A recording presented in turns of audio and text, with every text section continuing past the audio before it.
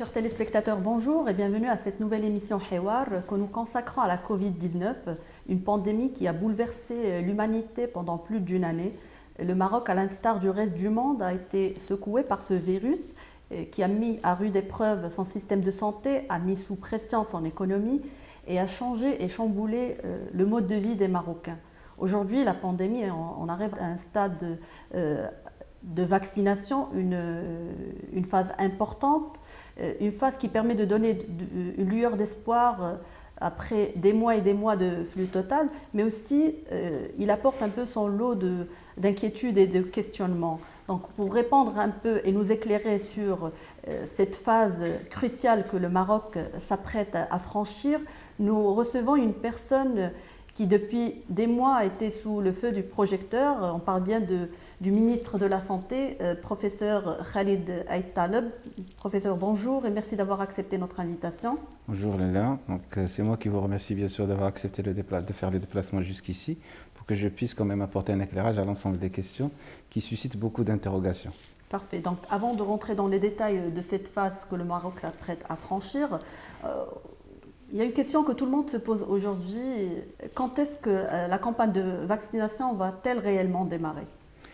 Eh bien, la campagne de vaccination va démarrer quand le vaccin sera sur place, quand le vaccin rentrera bien sûr au Maroc. À ce moment-là, donc, on pourra bien sûr annoncer officiellement une date de vaccination, sachant que toujours est-il, tout le dispositif est mis en place, les préparatifs, l'organisation sur le plan organisationnel, sur le plan logistique.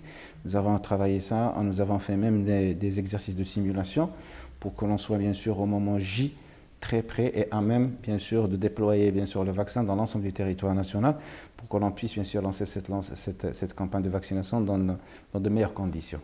Il était question que la vaccination démarre entre la 2e et 3e semaine de décembre. Est-ce que le retard est dû au dispositif que le Royaume doit mettre en place pour démarrer cette opération ou ça dépend d'autres...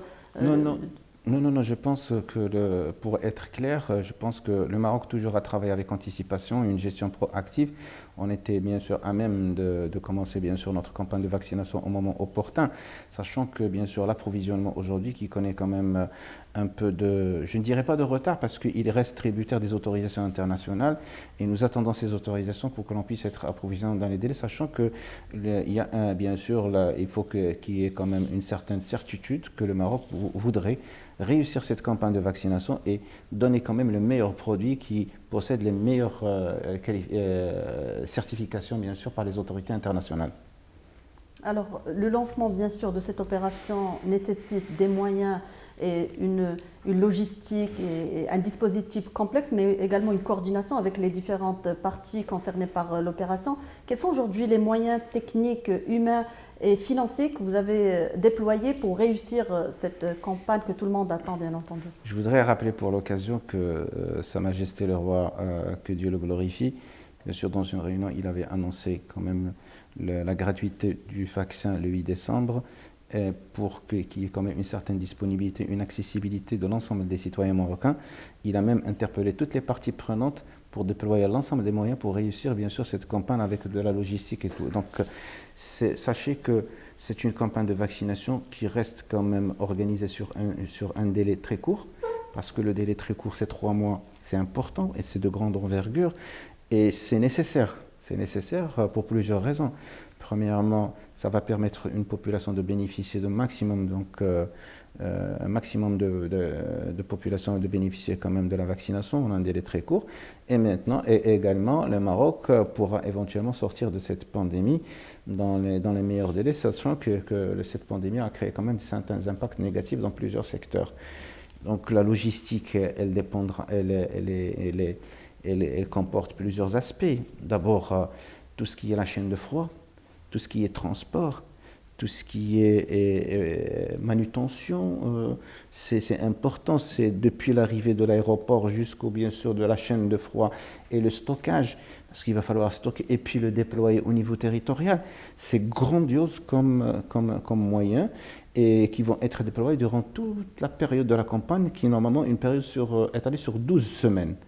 Et c'est sur ces 12 semaines, on a besoin quand même à la fois de gérer cette logistique, mais en même temps de gérer le programme de vaccination. Parce que dans la campagne, il y a la logistique, il y a le programme de vaccination. Et le programme de vaccination qui est bien sûr réparti sur plus de 2900 stations de vaccination.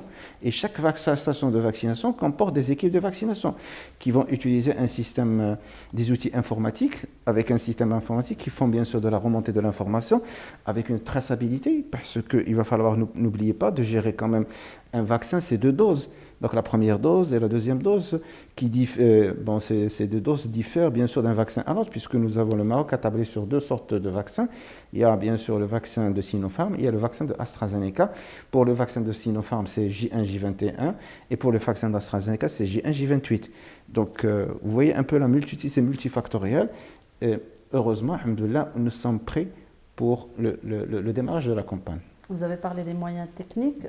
Qu'en est-il des moyens financiers? On aimerait bien savoir un peu. Ça a été annoncé par Sa Majesté le Roi qui sera gratuit, mais est-ce qu'on peut avoir une idée sur le coût de cette opération et comment elle sera financée? Je ne peux pas répondre sur le coût global parce qu'il y a plusieurs aspects qu'on est en train de gérer au fur et à mesure. Nous sommes en train de déployer l'ensemble. Peut-être à la fin, on pourra dire, voilà le coût, combien ça va coûter cette campagne de vaccination. Mais dans le temps aujourd'hui, je serai quand même incapable de dire, voilà, il y a des projections, je risque de me tromper donc, sur le coût, sachant que le vaccin va être bien sûr supporté par l'État. Il y a un fonds dédié bien sûr pour la vaccination, mais il y a aussi tout le déploiement de la logistique, la traçabilité et tout, qui pèse aussi et qui seront bien sûr à la charge aussi de l'État via le ministère de la Santé. Donc, si vous pouvez un peu nous parler un peu de la stratégie de vaccination qui a été mise en place par le ministère pour assurer un peu cette équité à l'échelle nationale. Alors effectivement, la stratégie de vaccination, on a travaillé dessus avec le comité scientifique et technique depuis plusieurs semaines, je dirais quand même depuis le début, pour essayer quand même de définir un peu d'abord la population cible qui pourrait bénéficier bien sûr du programme de vaccination et comment on peut déployer bien sûr ce vaccin et selon quel mode à l'échelle territoriale, sachant que Sa Majesté le Roi, que Dieu le glorifie, avait bien sûr donné ses instructions pour la gratuité, mais en même temps qu'il y ait quand même une disponibilité, une accessibilité, mais une équité à l'échelle territoriale. Et donc, en respectant toujours la population prioritaire qui est cible, et puis bien sûr le reste de la population, on a défini 2 modes. Un mode mobile qui va se déplacer chez les populations ciblées et un mode fixe où c'est la population qui va se déplacer au niveau des sites de vaccination.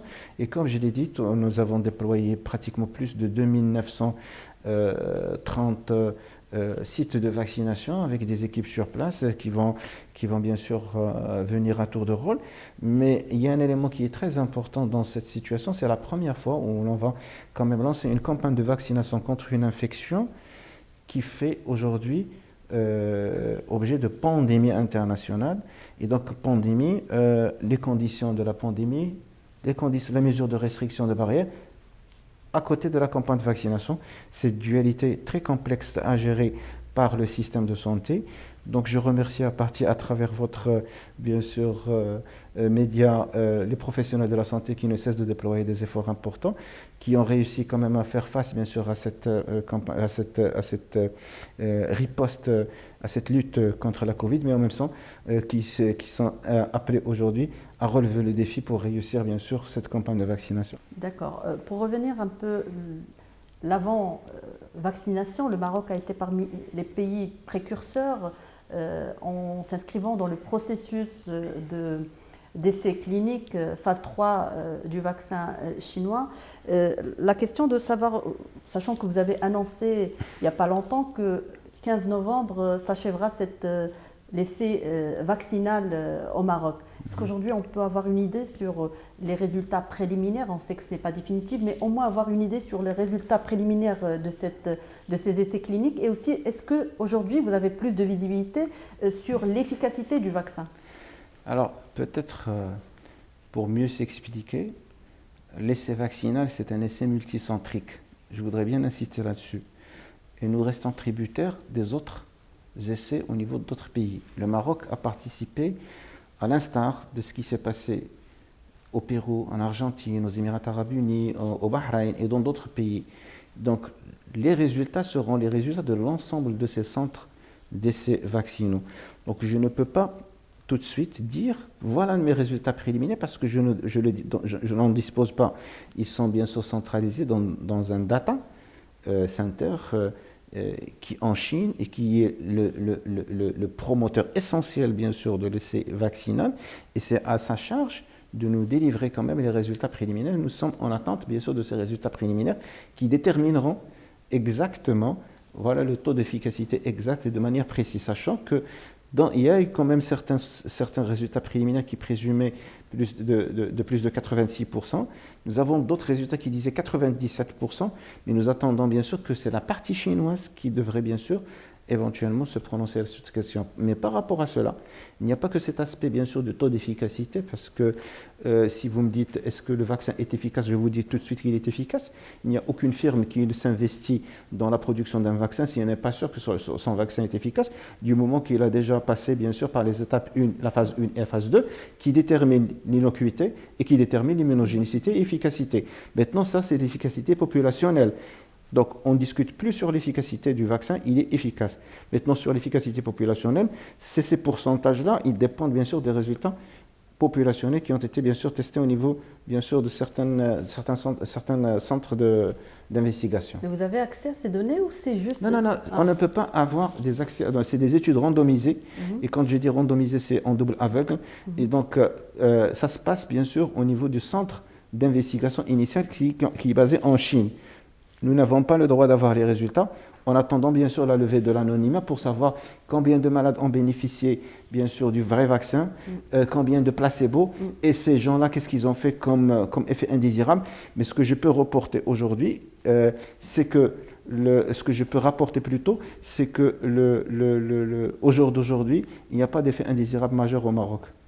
À travers les essais, c'était une très belle expérience. Il y avait des petites douleurs, des petites fièvres qui ont été jugulées avec des traitements symptomatiques pour un nombre. Des effets normaux par rapport c'est des effets vaccinations. classiques par rapport à certains vaccins qui étaient usuels, je dirais même. D'accord. La décision de faire vacciner les Marocains avec le vaccin chinois était prise bien avant que ces essais cliniques soient achevés. Ça a laissé un peu plusieurs questions en suspens, mais on aimerait savoir un peu sur quels critères vous êtes basés pour prendre ces décisions ou faire ce choix aussi. Alors, d'abord, l'essai vaccinal est quand même un élément qui est important et primordial dans le choix. Nous avons pisté plusieurs fournisseurs. Nous avons eu des négociations avec plus de 5 producteurs de vaccins. Mais parlant quand même d'une denrée rare, dont la capacité de production mondiale n'est pas suffisante. Et donc le Maroc cherche aussi à se positionner pour avoir le produit pour sa propre population. Sa Majesté a donné ses instructions dans la gestion proactive. Il faudrait que le citoyen marocain en bénéficie parmi les premiers. Il est au centre d'intérêt le Marocain. Donc on a pisté tout le monde. On a vu tous les producteurs, la majorité des producteurs.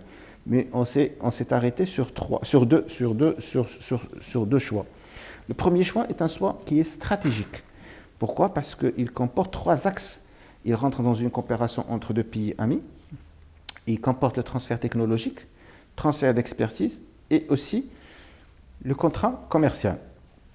Ça nous permettra, ces 3 vont nous permettre à la fois de profiter un peu de l'essai vaccinal et de côtoyer sur le terrain et de constater bien sûr le produit que nous allons bien sûr avoir.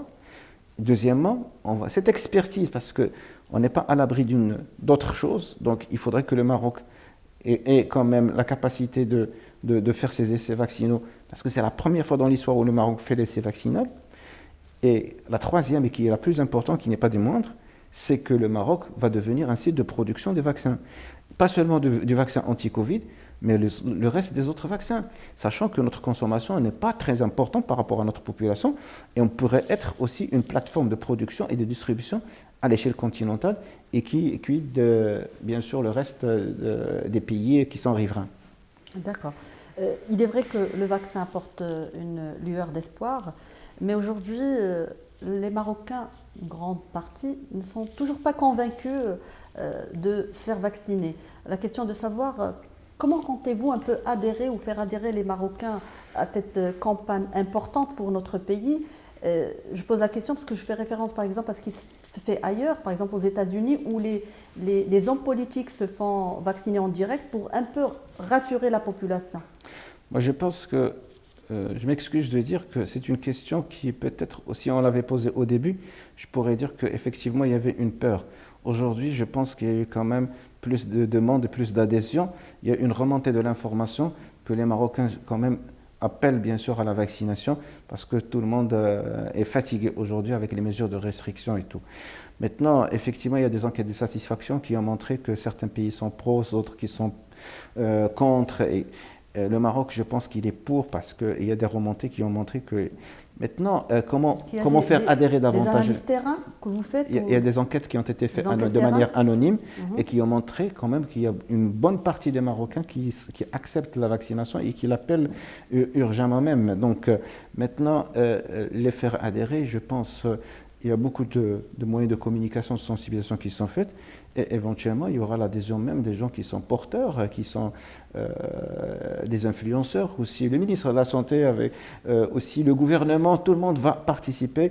Je ne sais pas, donc c'est ça ce qui va marquer, bien sûr. Aujourd'hui, c'est un devoir national. On est en train de chercher une sortie, une issue de secours à cette pandémie.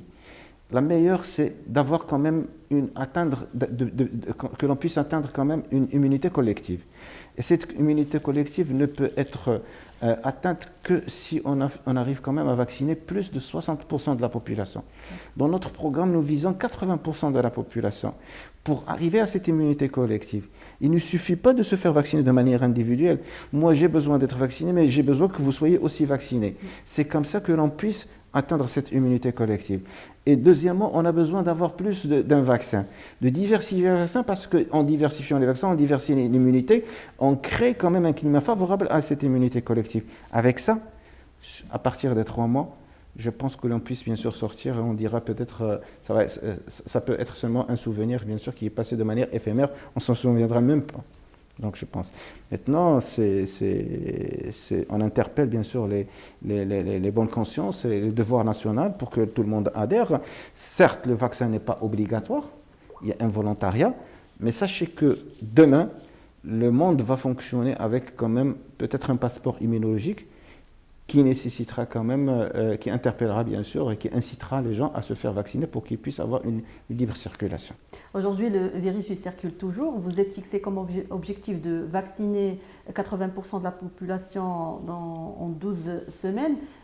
Techniquement, comment vous allez faire, sachant que certains seront toujours porteurs de virus? Est-ce qu'il n'y a pas de contradiction par rapport aux gens qui sont atteints de Covid, qui peuvent être vaccinés ou pas? Si vous pouvez juste nous éclairer par rapport à ça. Alors, il y a un travail qui est fait déjà par le comité scientifique de vaccination qui a répondu à l'ensemble des questions. Jusqu'à quel niveau l'immunité d'une primo-infection peut durer? Et on a constaté ces derniers temps, je pense, vous pouvez faire le constat vous-même, qu'il y en a des gens qui ont fait 2-3 fois le Covid. Ça veut dire que l'immunité acquise par la primo-infection est éphémère et ne dure guère plus de 2 mois et demi, 3 mois. Donc par contre, l'immunité acquise par la vaccination est une immunité qui est plus durable. Je ne peux pas dire combien ça dure, c'est le recul qui va le démontrer, mais c'est plus durable qu'une primo-infection. Et donc, il y a un consensus là-dessus. Même quand on a fait une primo-infection par le Covid, on est éligible à une vaccination. Donc le problème ne se pose pas. Ce qu'il faut dire, c'est qu'il y a certains cas où l'on ne peut pas utiliser la vaccination, parce que ça ne sert à rien chez les moins de 18 ans, étant donné que les études ont touché de plus de 18 ans. Les jeunes, aujourd'hui, rares où les jeunes sont atteints, c'est le constat épidémiologique qui le dicte. Donc qu'est-ce qu'on fait? Le travail, bien sûr, du comité scientifique et des épidémiologistes au niveau du ministère, ils définissent ce qu'on appelle la population cible. C'est à partir de cette population cible, on peut dire voilà comment on va entamer notre campagne de vaccination. C'est ce qui a été fait. La population en front-line, au premier niveau, les professionnels de la santé, les gens bien sûr de sécurité, les forces de l'ordre et tout, et puis bien sûr, il y a les gens de l'enseignement. Viendra après la population vulnérable. On va commencer par les plus de 65 ans qui ont des maladies chroniques et tout. Et puis, bien sûr, on entendra par la suite l'ensemble de la population. Et on a fait quand même des simulations et des exercices. En combien de temps on peut atteindre, bien sûr, 80% de la population et pour arriver, bien sûr, à 12 semaines. Et on a fait ce calcul. Il suffit d'avoir plus de 6300 vaccinateurs et on fait quand même des actes de 150 à 200 actes de vaccination. 6 jours sur 7, on pourra atteindre ça facilement. Donc, tous les scénarios ont été, bien sûr, établis et on a porté des choix, Inch'Allah, pour la période la plus courte. Alors, vous parlez de priorité. Moi, je vous pose la question par rapport à la transparence. C'est un point fondamental pour garantir un peu une équité à l'accès au vaccin pour toute la population. Quels sont les garde-fous que vous avez mis en place pour que cette transparence ou cette équité entre les différentes franges de la population soit respectée? D'abord, je pense qu'il n'y a pas de plus de transparence que ce que nous sommes en train de faire aujourd'hui. Les plateformes, le portail, la communication digitalisée, il y a des numéros 1717 avec SMS qui vont interpeller les gens, premier vaccin, première dose, deuxième dose. Et puis il y a des listes, le registre de vaccination qui est virtuel, où les gens vont consulter bien sûr avec leur CIN et savoir est-ce qu'ils sont vaccinés, ils ne sont pas vaccinés, qu'est-ce qu'il leur reste. Et puis on donne à la fin une attestation de vaccination avec un code QR que son terminal peut porter et qui est valable à l'international. Donc, et il peut, à chaque moment, dans le portail, poser n'importe quelle question. Et il y a quand même un groupe qui va répondre, bien sûr, à ces questions. Et il y a des sites de vaccination qui sont visitables virtuellement. Donc, je pense, en dehors de ça, qu'est-ce qu'on cherche comme autre transparence? En même temps, avec cette campagne, il y a un autre travail, parce que ce n'est pas la campagne qui est en elle-même la plus importante. Ça permettra d'identifier d'autres. C'est la post-vaccination qui est la plus importante. C'est le suivi après la vaccination. Est-ce qu'on a atteint l'immunité collective ou non?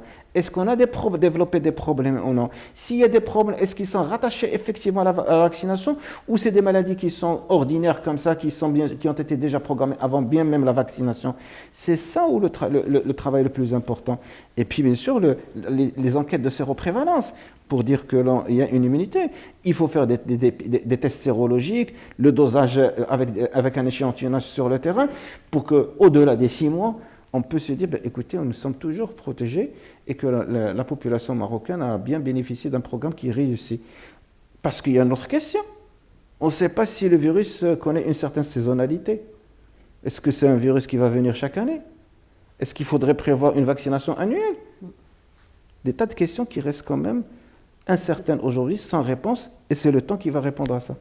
Il y a la nouvelle souche qui est apparue aux Pays-Bas. Est-ce qu'il n'y a pas une crainte par rapport à ça? Écoutez, j'ai une autre opinion sur cette souche, parce que la souche, la mutation ou le variant du coronavirus aujourd'hui, qu'on est en train de débattre dans certains médias, je dirais, a bien apparu au mois d'avril au Brésil.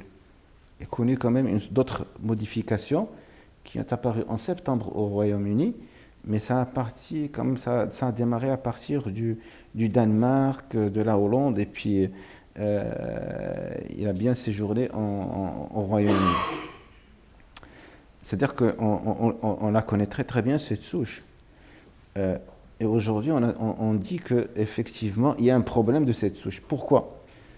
Bon, la question, pourquoi on a attendu autant de temps pour proclamer cette mutation de souche? Parce qu'elle était considérée comme une mutation pas importante, mineure, qui n'influençait pas du tout le cours épidémiologique. Aujourd'hui, c'est une souche qui modifie un peu le cours des choses. Elle est devenue dominante dans les cas notifiés en Grande-Bretagne. Et c'est la raison pour laquelle on en parle aujourd'hui. Maintenant, est-ce que cette souche a entraîné quelque chose de très important qui risque d'impacter la vaccination? Non, parce que, scientifiquement parlant, ça a porté quand même sur la protéine spike, une parcelle de la protéine spike, et donc étant donné que les vaccins qui existent aujourd'hui, ces vaccins, il y en a certains qui utilisent le virus entier et d'autres avec le recombinant et le vaccin ARN, l'efficacité n'est pas compromise, aucune preuve n'a été démontrée aujourd'hui que ça peut compromettre l'efficacité des vaccins. Alors maintenant, est-ce qu'il y a un risque demain de mutation? Le risque, il est là. Mais qu'est-ce qu'il faudrait faire? Il faudrait créer une veille de génomique, de surveillance génétique du virus. Nous sommes en train de travailler sur ça. Nous avons 4 centres qui font quand même la surveillance génomique. Nous avons fait 3 d'études génomiques depuis le début. Aujourd'hui, jusqu'à présent, nous n'avons pas encore trouvé cette souche au Maroc. Et on continuera à chercher. Surtout, on est en train de pister tous les gens qui sont en provenance, bien sûr, des pays qui comportent, bien sûr, cette chose. Il y a une veille épidémiologique pour essayer de trouver éventuellement cette chose et la surveiller de très très près. D'accord. Avant-dernière question, je pense. Vous avez annoncé que le Maroc a acquis 65 millions de doses, qui va couvrir 25 millions de Marocains. Est-ce qu'on peut avoir une idée sur la date de réception de ces vaccins? Est-ce qu'ils seront réceptionnés d'un seul lot ou sur plusieurs phases? Non, mais je pense qu'au début de la séance, j'ai dit que la campagne de vaccination va démarrer quand le vaccin sera sur place. Et donc le vaccin ne pourra être sur place que lorsqu'il sera autorisé. Et donc quand il sera autorisé, on sera approvisionné par les vaccins. Certes, nous avons opté pour une grande quantité de vaccins. Jamais on pourra être servi d'un seul coup, one shot, impossible. C'est une question de logistique. Vous savez, donc c'est le transport, il doit être assuré par le Maroc. C'est des allers-retours, c'est des va-et-vient entre les pays, bien sûr, qui seront producteurs, fournisseurs. Et on doit faire, bien sûr, plusieurs je dirais, approvisionnements en cascade pour accompagner, bien sûr, la campagne de vaccination. Voilà.